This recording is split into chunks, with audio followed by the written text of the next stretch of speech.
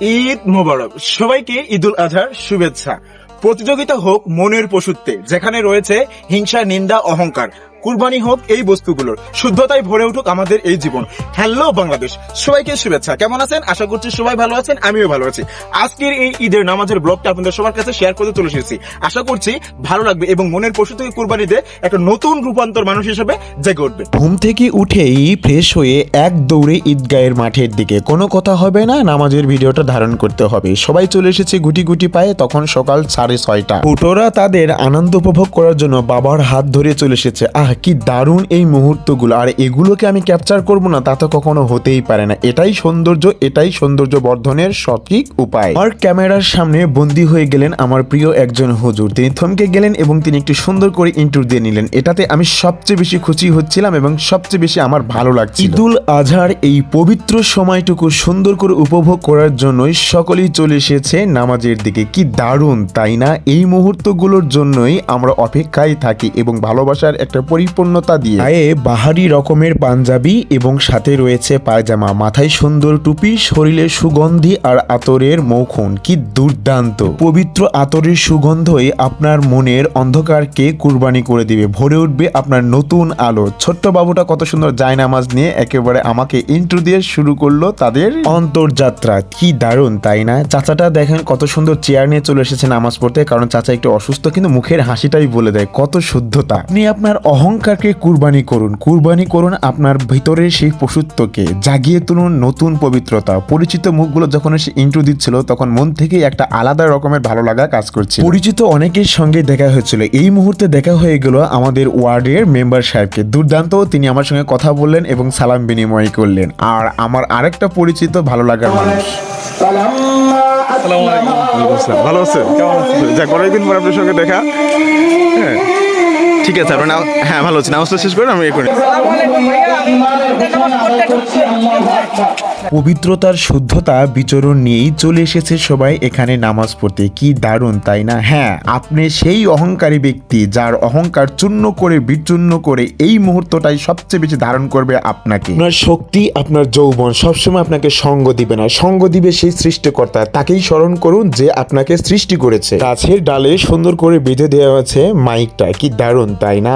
আর এইটা হলো গেটের অংশ ঈদগাহ মাঠে ঢোকার। বাহ, দারুণ একেবারে। অনেকেই ছোট ছোট করে পায়ে সবাই এসে এখানে যুক্ত হয়ে সেই মাহেন্দ্রক্ষণ যেটাকে ধারণ করার জন্য আমি অপেক্ষা করছিলাম। কি দুর্দান্ত দেখতে, তাই না? কত সুন্দর। নামাজের পূর্ব মুহূর্তে সবাই একসঙ্গে এসে জড়ো হয়েছে এবং হুজুর বয়ান দিচ্ছে। আমি একটা জিনিস নোটিশ করলাম, হুজুর সুন্দর করে সবাইকে শিখিয়ে দিচ্ছিল কিভাবে নামাজ পড়তে হবে। চলুন আমরা এবার নামাজের ধ্বনিগুলো শুনবো।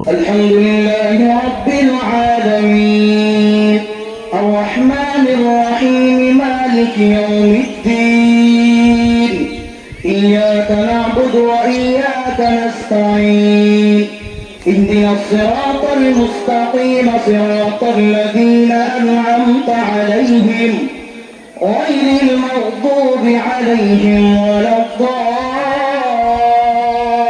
الضالين قال أنا أحيي وأميت قال إبراهيم فإن الله يأتي بالشمس من المشرق فأت بها من المغرب فبهت الذي كفر سمع الله لمن حمده الله أكبر الله أكبر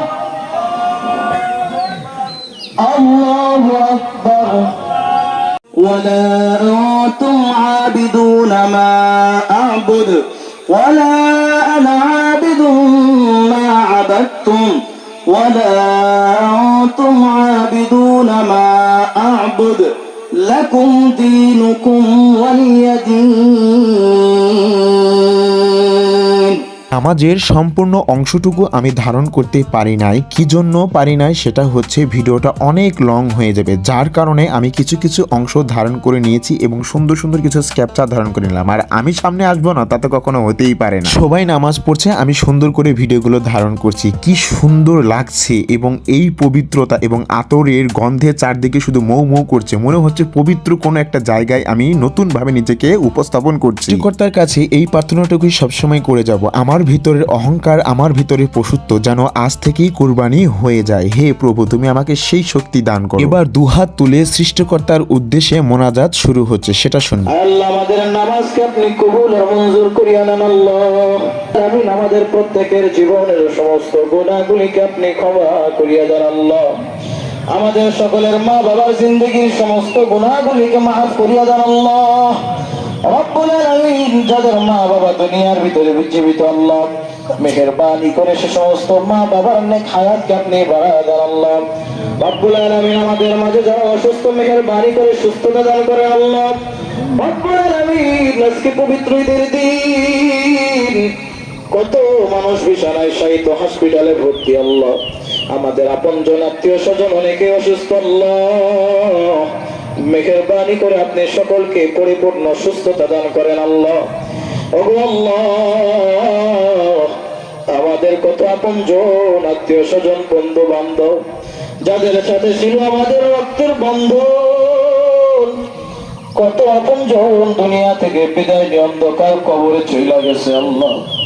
মেহেরবানি করে সকলের কবরটাকে জান্নাতের বাগান বানায়া দেন। নামাজ এবং মোনাজাত শেষ করে সবাই বের হয়ে পড়লো। আমিও সুন্দর করে সেই ভিডিওটা ধারণ করলাম। এখন সবাই আস্তে আস্তে বাড়ির দিকে যাবে। ও হ্যাঁ, তার আগে এই সুন্দর মুহূর্ত তো কখনোই মিস করা যাবে না, যেটা হচ্ছে সেই প্রাণের কোলাকুলি। এই কোলাকুলির মাহাত্ম্য এটাই, আপনার ভিতরের পশুত্ব আজ আপনাকে এখানেই কুরবানি দিয়ে চলে যান, যেন আর কখনো নিজেকে আর সেই পশুত্বের দুয়ারে না দাঁড় করান। অহংকার, ঘৃণা, নিন্দা যেন কখনো এসে নিজেকে ভর না করে। সৃষ্টিকর্তা সকলকে এই তৌফিক দান করুক, যাতে সবাই নিজের মতো করে পশুত্বের লড়াই করে নতুন রূপে মানুষ হিসেবে গড়ে উঠতে পারে। সবাই হাঁটি হাঁটি পায়ে একেবারে বাড়ির দিকে রওনা হয়েছে, কারণ এখন মিষ্টি মুখ করার পালা। তাই তো সবাই আমাকে নিমন্ত্রণ দিচ্ছিল, আমিও যাওয়ার ইচ্ছা পোষণ করলাম অবশ্যই, তবে এখন নয়। এই ছোট্ট বাবুটা একেবারে বাবার হাত ধরে টিং টিং টিং টিং করে বাড়ির পথে রওনা হয়েছে। সুন্দর একটা মুহূর্ত, সুন্দর একটা দৃশ্য। তারপরে চলে আসলো আমাদের চা চক্রের পালা। যাই হোক, সকালবেলায় রয়্যাল এসে আমাকে সুন্দর করে একটা স্পিড খাইয়ে দিয়েছে, যাক খুবই ভালো লাগলো। রয়্যালকে অসংখ্য ধন্যবাদ। আমার এই ভিডিওগ্রাফিতে রয়্যাল আমাকে অনেক সহযোগিতা করেছে। তো কেমন লেগেছে আজকে আমার এই ব্লগ ভিডিওটি অবশ্যই আপনারা কমেন্ট করে জানাবেন। যদি ভালো লাগে থাকে তাহলে তো অবশ্যই শেয়ার দিবেন। আর সবাইকে অসংখ্য ধন্যবাদ এবং কুরবানির এই পবিত্রতা সবার মাঝে ছড়িয়ে দাও। ভালো থাকুন সবাই, টাটা।